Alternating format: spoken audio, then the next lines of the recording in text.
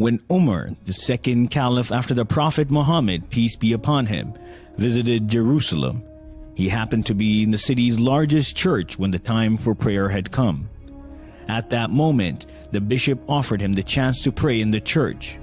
The Caliph Umar replied, "No, for if I pray in this church today, my followers may annex it after I am gone, and no longer able to protect your rights." When caliphate exists on the precepts of justice, consideration for the rights of others, and an overall deep will for peace, as defined by the Quran and the Prophet himself, then caliphate has the ability to serve as a grand force for good in the world. Well, one of the things I enjoy about coming to the peace symposiums that the Ahmadi community holds is to listen to His Holiness. I always find him inspirational. I think tonight his message was even more important than ever. And I felt the way that he talked about the threat of ISIS in Iraq and Syria, and the way he showed that ISIS has nothing to do with the faith of Islam, I thought was extremely persuasive. His Holiness gave a speech that was incredibly powerful, that set out all of the claims that violent groups like ISIS made and then totally demolished them in terms of what the Quran actually says. I think for a lot of people sat in the room, it helped them really understand what true Islam is actually about and how this message of peace is really at the heart of it. But the Holiness, I just thought, it's incredible, because all the things he was saying were going through my mind, and I could actually relate to nearly everything that he said, which actually I think probably surprised me for some reason. I don't know why. I just found it very, very moving. I'm really pleased I came. I can't say more than that. He is known by world leaders for his humanitarian efforts and his mission for world peace, anchored by his famous slogan of "Love for all, hatred for none."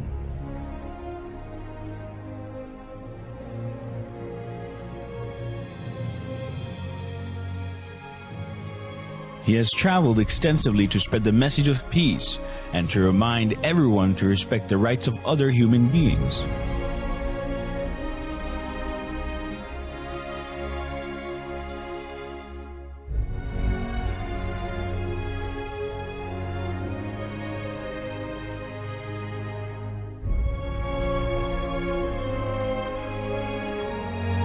During these tours, His Holiness has met world leaders from the Far East to Europe, from North America to Africa, discussing the economic, social, and political problems facing the world today, and how to create peace and justice in the world.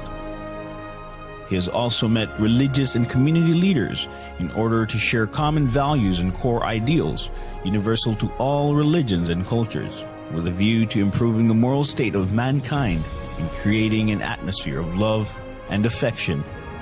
From young to old, he compassionately listens to the ordinary man, regardless of race, color, or religion. He has personally initiated social projects and schemes to alleviate poverty and human suffering. His concern is not just about the well-being and moral state of the members of the Ahmadiyya community, but of the great human suffering of mankind at large. For His Holiness, the slogan, "Love for all, hatred for none," really comes to life. And I have borne witness to His Holiness waging a jihad of love, opposing the jihad of the sword with the jihad of the pen and of love itself.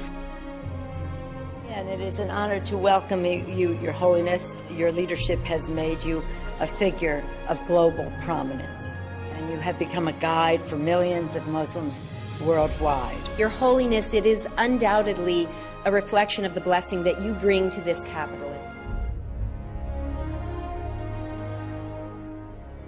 I want to express gratitude for the privilege of appearing here in front of Your Holiness and this assemblage. We're really honored you're here.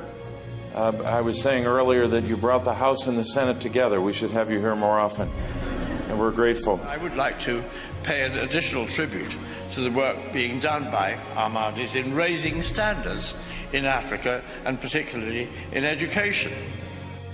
I was reflecting when I had opportunity to learn more, Your Holiness, about your service, particularly about your contribution to the people of Ghana in the late 1970s and early 80s. And it reminded me of something remarkable that happened here in our great state a few years ago in Death Valley. You may even recall this. In the winter of 2004, there were 7 inches of rain that fell on Death Valley. A few months later, the spring of 2005, the entire valley was carpeted with flowers. And it was just a reminder that Death Valley wasn't dead, it was dormant. It was waiting for the seeds of possibility to be sown.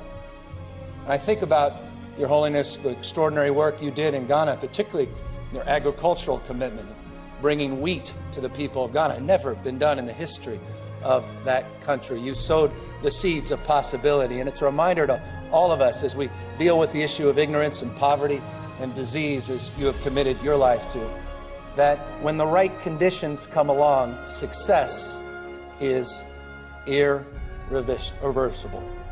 It's inevitable. Success simply will find its way. For all the events you go to, you will seldom see the golden key presented. Today you will see the golden key presented to you, Your Holiness. I've seen 4 keys to the city given out in my 12 years as a city council member, and this is a very special honor indeed that is reserved for the most special of visitors. This hand shook the hand of His Holiness. I was just thrilled. Today, this man, Mirza Masroor Ahmed, worldwide head of the Ahmadiyya Muslim community, is the Caliph of Islam.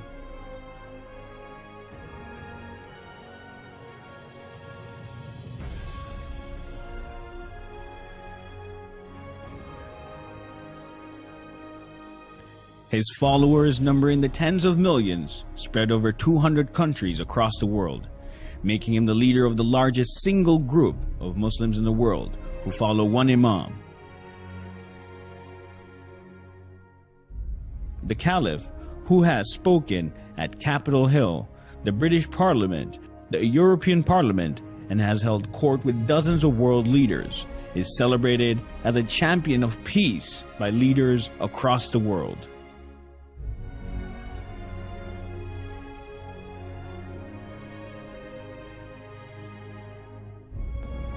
In this we are allied with His Holiness, a courageous champion of religious freedom and of peace.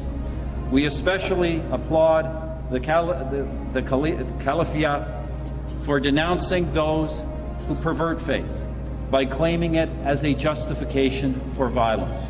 However we define God, it is wrong to kill in His name.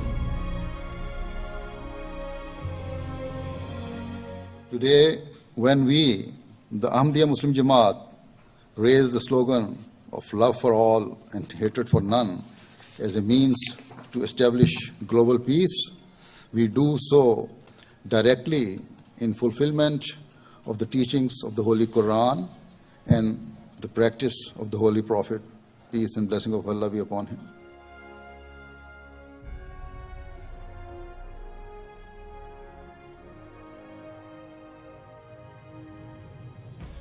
I will, God willing, always continue to carry out my task and my responsibilities of promoting peace, tolerance, justice, and compassion to the corners of the world. I will continue to tell all people that in order to be relieved of the pain and suffering that we face today, we must adopt true justice and equality.